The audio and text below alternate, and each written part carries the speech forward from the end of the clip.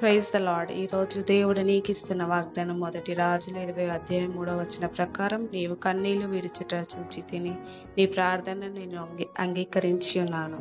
అవును నా ప్రియ సహోదరి సహోదరుడా, నీవు కన్నీళ్లు విడుచుట దేవుడు చూస్తున్నాడు. నైట్ అంతా ఏడ్చి మళ్ళీ ఏమి తెలియనట్లు ఉదయాన్ని నీ పని చేసుకుంటున్నావు.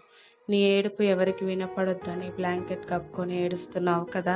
ఎవరు చూస్తలేరని అనుకోవద్దు. నీవు నమ్ముకున్న యేసయ్య చూస్తున్నాడు. కొంతమంది అయితే వాష్రూమ్లో ఏడుస్తుంటారు, కొంతమంది అయితే లోపలనే కుమిలిపోతుంటారు.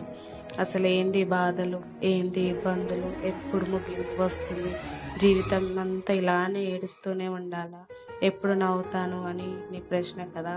అయితే విను, దేవుడు నీ కన్నీళ్లు చూస్తున్నాడు, నీ రోదన వింటున్నాడు. నువ్వు ఏడుస్తుంటే యేసయ్య కూడా ఏడుస్తున్నాడు. ఆయన చెప్తున్నాడు, ఏడవకు నా బిడ్డ, ఈ శ్రమలు కొద్ది రోజులే, నేను నిన్ను బయటకు విడిపిస్తాను అంటున్నాడు. నీవు మొదట ఆయనకు ప్రాధాన్యం ఇవ్వు, ఆయన పని చేయి, ఎవరి దగ్గర ఏడవకు, ఆయన దగ్గర మాత్రమే ప్రాకులాడు. ఆయన నీ ప్రార్థన విన్నాడు. నువ్వు అడిగింది ఆయన చిత్తమైతే అది ఖచ్చితంగా నీ దగ్గరకు వచ్చి తీరుతుంది. నీ ప్రార్థన కంటిన్యూ చేయి, ఆయన యందు విశ్వాసం ఉంచు. దేవుడు నిన్ను దీవించు.